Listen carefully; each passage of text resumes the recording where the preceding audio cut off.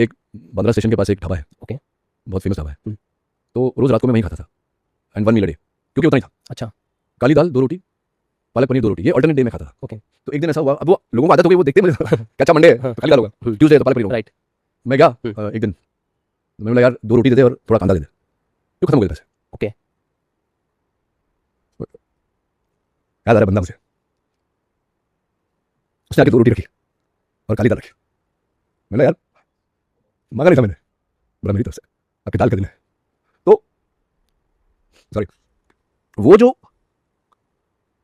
धरती के लोगों से जो प्यार मिला है मुझे, अनपैरेलल्ड।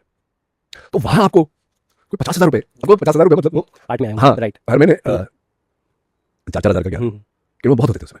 राइट। सॉरी, जो लिखा हुआ होता है वो लिखा हुआ है, बाकी सब अपने हाथ में है। Right. Discipline, diligence, hard work, ये सब हमारे हाथ में है। लेकिन जो लिखा हुआ है वो लिखा हुआ है। राइट। मैं तो सीरियस था अपने काम के बारे में। हाँ, जब पहली पिक्चर बन रही थी तब तो था, उसके बाद तो वो बोलते हैं ना crash like house of cards, तो वो सब ऐसे तितर-बितर हो गया, तो कुछ समझ में नहीं आया राइट। कि वो मैं कौन हूँ, वही उसका जवाब नहीं मिला था कि ये हुआ क्या, कुछ समझ। और कोई इस समय पे आपको एक वो हाथ चाहिए जो आपको ना ऐसे उठाकर आपको पकड़ के रखे, एक गाइड हो, एक मेंटोर ना भी हो, एक गाइड हो, राइट, जो आपको बताए कि आप क्या भूल कर रहे हो। वो चीज़ मिसिंग हो गई आपके साथ। हाँ, नकारने वाले तो दुनिया नकारती है आपको, वो चलता है, उनका काम है नकारना, वो तो आपको नकारेंगे। तो वो नकारने वालों के बीच में एक बंदा होता है जो बोलता है, जो आके खड़ा रहता है आपके साथ में, और जो आपको आईना भी दिखाता है और फिर रास्ता भी दिखाता है। ये बहुत जरूरी है ना। राइट। आप में गलत क्या है वो तो मैं बोल सकता हूँ आपको कि आप में ये खामियां तो हर खामियां तो हर कोई निकाल, राइट, लेकिन उसका उपाय क्या है, उसका सोल्यूशन क्या है, वो वही। वो रास्ता कहाँ, तो सिर्फ वो बंदा जो पॉइंट आउट कर देगी वो है रास्ता, वहाँ उस रास्ते पे तुमको चलना है, या ये बंदा है इसको फॉलो करो, ये आदतें डालो। राइट। वो नहीं मिला मुझे। बट सर जो भी मिला बहुत अच्छा मिला। जय माता दी। जय माता दी। सर 2000 के बाद आपकी जर्नी चेंज होती है। जी। 2000 के बाद एक और किसी की जर्नी चेंज होती है, मिस्टर अमिताभ बच्चन। आप बर्थडे शेयर करते हैं, जी। उनके उससे पहले उनका भी स्ट्रगल था, आप भी एक स्ट्रगल फेज में थे। जी। केबीसी आता है और आप यहाँ पर टीवी पर आप भी आते हैं, और दोनों की जो जर्नी है उसके बाद कहने की जरूरत नहीं है सर, और आपको टीवी का अमिताभ कहा जाने लगता है। देखिए ये तो एक तो ये तुलना है ही नहीं, कोई तुलना ठीक है कभी हो ही नहीं सकती, लेकिन ये मैंने सोचा नहीं था ऐसा। आपकी बात सही है, मैंने कभी सोचा नहीं था ऐसा। पर मैं एक बात जानता हूँ, कुछ कुछ छोटी छोटी बातें उनसे मेरी, मैं बैठा हूँ उनके साथ बातें हुई हैं, और मेरे मन में कोई डाउट नहीं है कि उनका जो स्ट्रगल रहा वो मेरे से कहीं ज्यादा, उनका जो संघर्ष उन्होंने किया है राइट। वो बहुत कठोर था। हमारा तो छोटा मोटा स्ट्रगल था, खाने को नहीं है, पीने को नहीं है, भाड़ा नहीं है, उससे क्या होता है, वो तो सुलझ जाता है। पर उनके जो संघर्ष थे वो, मतलब उनमें से निकल के आके लड़ के जीत के और फिर वापस आना, मतलब राइट, क्या बात है। तो मेरे लिए तो बहुत गर्व की बात है। पता नहीं मुझे क्यों लोगों ने ये पदवी दी, लेकिन obviously I am very proud to be called the Amitabh Bachchan of television. और एक ना ये मेरी जिंदगी चेंज हो गई उसकी वजह से, क्योंकि हाँ टीवी शुरू हो गया था। राइट। तो उस समय भी इनिशियली तो पैसे थे ही नहीं, और छोटी मोटी कमाई में चल रहा था, मतलब महीना निकल जाता था, उतना कंफर्टेबल हो गए थे। तो पेट्रोल वगैरह सोचना नहीं पड़ता था कि बॉम्बे का साउथ बॉम्बे तक जाना है तो कोई बात नहीं है, पेट्रोल चलेगा, गाड़ी चल रही है। राइट। तो पर ये जब आई थिंक मेरे टीवी पे आते कुछ सालों में ये आने लगा, एबी ऑफ टीवी, इसकी वजह से मेरी जिंदगी चेंज हो गई। कि एक दिन मेरी वाइफ नीलम और मैं जा रहे थे और गाड़ी में और लोग बात करते जा रहे थे, तो ऐसी हुआ कि अभी जिंदगी के लोग आपको बोल रहे हैं अमिताभ बच्चन ऑफ टेलीविजन, तो अब उसका प्रेशर, उसका पॉजिटिव प्रेशर ये होता है कि आप अपनी आदतें फटाफट बदलो, या उनको फॉलो करो, और आपसे कोई ऐसी भूल ना हो जाए, कोई ऐसी गलती ना हो जाए, राइट, जो उन पर रिफ्लेक्ट करे। नहीं तो क्या होगा, Amitabh Bachchan of television found in this, वो जो हेडलाइंस आती है। हाँ, तो आप कोई ऐसा काम नहीं करो जिनकी वजह से उनका नाम खराब। राइट। तो एक्चुअली टर्निंग पॉइंट जो मेरी आदतें जो बदली है वो उसकी वजह से, उसका श्रेय उनको जाता है। मैं जिंदगी में कभी काम पे या किसी भी चीज मैं 10 मिनट पहले पहुंचता हूँ। वो मेरे स्ट्रगल के दिनों से, उसके पहले से, जब से मैंने होश संभाला है, मैं कभी ना स्कूल में लेट हुआ, ना कभी फ्लाइट पे लेट हुआ, ना कहीं किसी इवेंट में लेट हुआ, मैं कहीं भी लेट नहीं हुआ। इसका श्रेय मेरे डैडी को जाता है। अच्छा। तो मेरे डैडी मम्मी को, I was brought up in that way कि भैया तुम लेट नहीं हो सकते, लेट होना नॉट गुड, तो मैं आज भी लेट नहीं होता। नाइस। तो बाकी जो बुरी आदतें, तो एक तो जैसे शराब शुरू होना, रात को नहीं सोना, पार्टी करना। आप पार्टी करके शूटिंग पे जाओगे तो आप कैसे परफॉर्म करोगे, तो कैसे आपकी पिक्चर चलेगी, कैसे आपको समझ में आएगा कुछ, स्क्रीन पे दिख जाता है, स्क्रीन पे सब दिख जाता है। आप चोरी कर रहे हो, अपने काम में आप चोरी कर रहे हो, तो वो तो चोरी कभी ना कभी तो पकड़ी जाएगी, और बीज बोया बबूल का तो आम कहाँ से हुए, राइट, वो होता है। फिर कुछ बुरी आदतें होती है, आपकी सोच में होती है, ओके, आपकी सोच में होती है, आपके व्यवहार में होती है ना, जैसे कि ईर्ष्या, ये बुरी आदत है, ये बुरी गंदी सोच है। क्यों ईर्ष्या करना है, उसका मेरा, ओके, आप क्यों अपने आप को कंपेयर कर रहे हैं। तो ये सारे जो बदलाव है, ये तब से आए जब से मुझे उनके नाम से नवाजा गया कि भाई बड़ा आदमी कैसा होता है, बड़ा आदमी उनके जैसा होता है। तो बड़ा आदमी बनना है अगर, तो वो सारी बातें तो लाओ अपने अंदर, ऐसे थोड़ी बने, वो कल्चर, वो डिसिप्लिन, वो तरीका, बिहेवियर, है ना, व्यवहार लोगों से, तो वो फिर धीरे धीरे सीखे।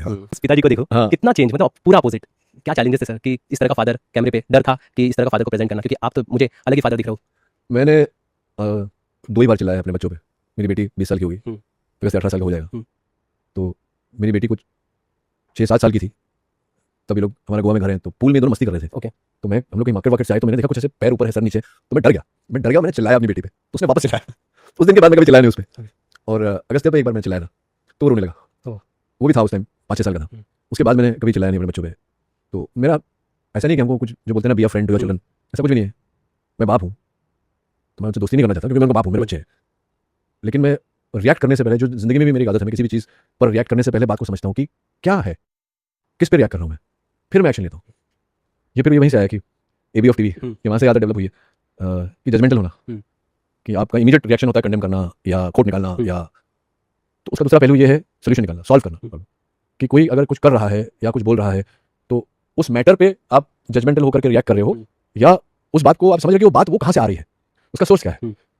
उस सोर्स को समझ के आप उस सोर्स को आप करेक्ट करोगे तो बात अपने आप खत्म हो जाएगी। तो मेरे बच्चों के साथ ऐसा रहा है कि बच्चे हमेशा बोलना कुछ चाहते हैं, बोलते कुछ और है। तो वो जो कह रहे हैं या एक्सप्रेस करने की कोशिश कर रहे हैं उसका रूट कॉज क्या है। तो ये डांटने से या भड़कने से या स्ट्रिक्ट रूल्स लगाने से आज के बाद तुम ये नहीं करोगे तो नहीं होता। उनको समझना बहुत जरूरी है, और जब तक आप बच्चे को बिठा के समझने की कोशिश नहीं करोगे वो आपको समझने देगा नहीं, फिर वो आपके बीच में जो रिफ्ट है वो और बढ़ता चला जाता है। तो मेरे बच्चों के साथ ऐसे ही रहा है। कभी कुछ रूल्स है, मैं जो फिर से एबी ऑफ टीवी से जो सुधार आया मुझमें, वो सुधार इन्होंने देखा है और मुझे फॉलो करते हैं, मुझे देख के सीखते हैं। तो उनको मैंने कभी मना नहीं किया कि ऐसा करो, ऐसा मत करो, या ये करना चाहिए, ये नहीं करना चाहिए। मैंने हमेशा उनको ये कहा है कि पहले वाले से कूदोगे कुछ ना कुछ टूटेगा, अब कूदना है कूदो, एक बार देख लो, दिल भी लेसन दैट, कुछ तो सीखोगे। तो अच्छे हैं, समझदार बच्चे हैं, बातों से सीख जाते हैं। तो बाकी माता जी की कृपा रही है, ब्लेस्ड, दोनों इंटेलिजेंट बच्चे हैं। उड़ान का वादा जो था वो पिक्चर जब रिलीज हुई तो मुझे बहुत बड़ा झटका लगा, क्योंकि इतने लोगों ने मुझे कहा, इतने बच्चों ने मुझे कहा कि मैं उनके फादर से मतलब कितना मिलता जुलता है, you are exactly like our father. और इतने सारे लड़कों ने कहा, इतने सारे बच्चों ने कहा, जो लोग अपने 30s में 40s में थे, उन लोगों ने मुझे कहा कि उड़ान देखकर मुझे हमारे फादर की याद आ गई, he was exactly the same. तो इस उड़ान बनने के बाद में और ये सब बातें जब मुझे सुनने मिली तब मैंने बाप पे बड़ा रिसर्च किया कि बाप होता क्या है।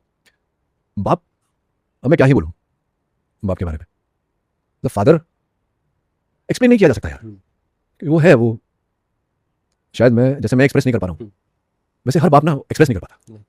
माँ बोल देती है, बाप बोल नहीं पाता। शायद सर हमारा कल्चर ही ऐसा है कि फादर थोड़ा अपने आप को स्ट्रांग दिखाते हैं, बच्चों की नजर में वो चाह रहा नहीं है ना, आपके पास और कोई ऑप्शन नहीं है, बाप के पास और कोई ऑप्शन नहीं है, उसको खड़े रहना ही पड़ेगा। हाँ सही है, वो जानता है ना कि उसकी नैया में कितने छेद है, वही जानता है, और उसके पास और कोई चारा नहीं होता। सर मैं भी 15 साल से जर्नलिज्म कर रहा हूँ और मैं भी अवार्ड्स को देख रहा हूँ। मेरी समझ भी कुछ इस पे डाउटफुल क्रिएट करती है समटाइम्स, लेकिन मैं ये कह सकता हूँ कि उड़ान के लिए जिस तरह से आपको अवार्ड मिला film fair, well deserve award था। बहुत अच्छा मुझे लगा, चांसेस मुझे कम लग रहे थे खास करके फिल्म फेयर, क्योंकि अगर मुझसे गलती नहीं हो रही है तो उस साल उस सेगमेंट में आई थिंक नसीर भाई थे, नाना सर थे, अरशद था, और मैं ऐसे ही नहीं बोल रहा हूँ, जब मेरा नाम लिया गया तो कंप्लीट डिसबिलीफ था कि ये हो ही नहीं सकता। जो काम उन्होंने उस साल किया था वो पार एक्सेलेंस था। तो आई थिंक देखिए वही फिर किस्मत को ले आऊंगा मैं यहाँ भी कि लिखा हुआ होता है। हिंदी फिल्म इंडस्ट्री के साथ साथ आपने साउथ में भी काम किया, अगर मैं कल्चर को अगर समझूं कि उनके जो वर्किंग कल्चर है, यहाँ का कल्चर, क्या फर्क आप देखते हैं इन दोनों ही इंडस्ट्रीज को? यार इतना मैंने समय वहाँ गुजारा नहीं है कि मुझे समय मिला हो कि मैं उनके कल्चर को समझ सकूँ, लेकिन मैं इतना जरूर समझाऊँ लोगों के साथ बातचीत में, सेट पे बातचीत होती है कि वो लोग बहुत सीरियस है अपने काम को लेकर और बहुत स्ट्रिंजेंट है, वो मतलब टस से मस नहीं होते अपने काम के बारे में। दूसरा मैंने उनके कल्चर में ये देखा कि बचपन से मतलब जितने लोगों से बात किया, उनके फैमिली में बच्चे हैं, और क्योंकि मैं भी फादर हूँ तो डिस्कशन होती है कि क्या बच्चे क्या कर रहे हैं, तो बच्चों को बहुत अर्ली एज में किसी न किसी आर्ट में, चाहे वो नृत्य हो, म्यूजिक हो, वो किसी न किसी आर्ट की ट्रेनिंग में डाल दिया देते हैं। तो वो कहीं ना कहीं वो एक फैमिली की बात आ जाती है कि हमारी फैमिली ये है, ये बेटा है, बेटा म्यूजिक सीख रहा है, बेटी क्लासिकल नृत्य सीख रही है, तो वो कहीं ना कहीं आर्ट्स आर्ट्स तो वो एक दूसरे पर रिफ्लेक्ट करता है। हो गया, मैं आपके प्रोफेशनल दूसरे पार्ट पर जाना चाहता हूँ कि जहाँ पर आपकी एजेंसी है, वो माइंड में कब आया आपको कि मुझे ये एजेंसी स्टार्ट करनी है, और कब स्टार्ट हुआ पूरा बिजनेस आपका, अगर बताओ। मैं बताया ना आपको कि 96 के बाद, तो 96 के बाद कुछ ऐसा हो गया था कि मैं भाड़े के घर में रहता था, तो फर्स्ट फ्लोर पे था, तो मैं बाहर ताला लगाता था और पीछे से बालकनी से चढ़ के आता था। अच्छा भाड़ा क्यों से वो एक दो महीने डिले हो जाता था, आते नहीं थे पैसे। अच्छा, फिर श्री अधिकारी ब्रदर्स बुला लेता था एक एपिसोड के लिए, तो 2 महीने का भाड़ा में एक साथ देता था, पैसा चलता था, ये तो रेगुलर वर्क। तो मेरे एक मित्र हैं विकास शर्मा, उनकी बहुत बड़ी सिक्योरिटी एजेंसी है, तो उनके साथ ऐसे मुलाकात होती रहती थी, जाते थे उनके घर, तो उन्होंने मुझे सुझाव दिया कि तुम यार ऐसा क्यों नहीं करते, कुछ ऐसा करो। तो मैंने बोला यार मुझे तो कुछ आता नहीं है। बोले नहीं, जो नहीं आता वो तो तुम सीख जाओगे। और बहुत इंपॉर्टेंट उसने फ्रेंडशिप में मुझे ये बात कही थी जो मैं आज तक मुझे याद है, इसे चाहे तेरी पिक्चर नहीं चल रही है और तू रोनित रॉय है, तू ब्रांड है और ये तेरे से कोई नहीं छीन सकता। तो फिर उसका ऑफिस था वहाँ अपना लाइब्रेरी के पास, अपना जो बैलेट पियर के पास जो लाइब्रेरी है वहाँ उनका ऑफिस था, तो वहाँ में गया उनके पास, ऑफिस में थोड़ा रहा, थोड़े प्रोजेक्ट्स के उनके साथ, उन्होंने सिखाया मुझे, तब जाके ये शुरू हुआ, क्योंकि एक्टिंग तो था ही नहीं, राइट, अब चूल्हा तो जला नहीं है, तो बस वहाँ से ये शुरू हुआ। सिक्योरिटी राइट, माइंड की बात होती है, इंटेलिजेंस की बात होती है, security is not about muscle. तो ये ट्रेनिंग दी है लोगों को, तो अभी भी मेरे पास कुछ हैं बच्चे जो ट्रेन है। तो क्या सर, क्या मैं वही समझना चाहता हूँ कि जब आप एक सेलिब्रिटी एयरपोर्ट से आता है तो आपकी जो टीम होती है वो क्या ध्यान रखती है? अगर एक सेलिब्रिटी जिसको थ्रेट है, लाइक सलमान को थ्रेट है या आमिर को थ्रेट है, तो उस समय क्या आपकी चीज़ों को ध्यान रखा जाता है? अगर आप कुछ बता पाए बेसिक क्या चीज़ें होती है और क्या अवॉइड करना चाहिए, क्योंकि फैंस भी हमें सुनेंगे, देखेंगे, तो वो भी समझ पाए कि क्या जरूर, क्योंकि कई बार ऐसे वीडियोस आते हैं जहाँ बॉडीगार्ड धक्का मार रहे हैं या हटा रहे हैं, तो लोग उसको कहते हैं कि बॉडीगार्ड धक्का मार रहे हैं, लेकिन वो चीज़ें नहीं समझ पाते कि कितना वल्नरेबल है, कितनी सिक्योरिटी की जरूरी है उन चीज़ों को। तो अगर आप बता पाए कुछ तो। कि ये जो आपने सवाल किया है ना, इसका जवाब देने के लिए मुझे किताब लिखनी पड़ेगी। पर सबसे पहले तो मैं ये कहूँगा कि धक्का धक्के तक बात आनी नहीं चाहिए। अगर धक्के तक बात आ गई मतलब आपकी सिक्योरिटी फेल हो गई है। ओह। धक्के तक बात आनी नहीं चाहिए। तो सेलिब्रिटीज़ का मैं हमेशा बोलता हूँ कि 3 जोन होते हैं। हम्म।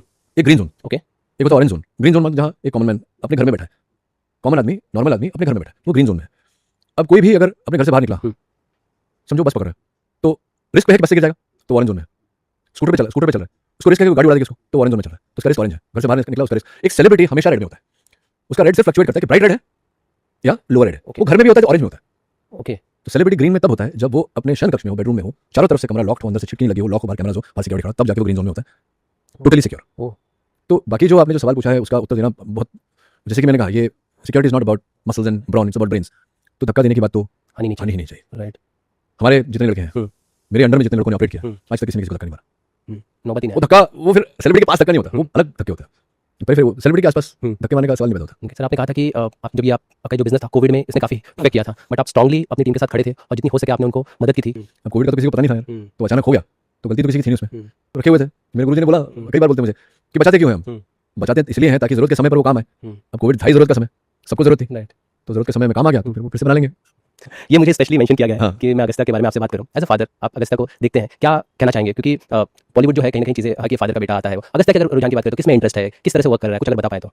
अब सीधी बात यह है, तीर की तरह सीधी, कि एक्टर का बच्चा है तो वो एक्टर बनना चाहेगा।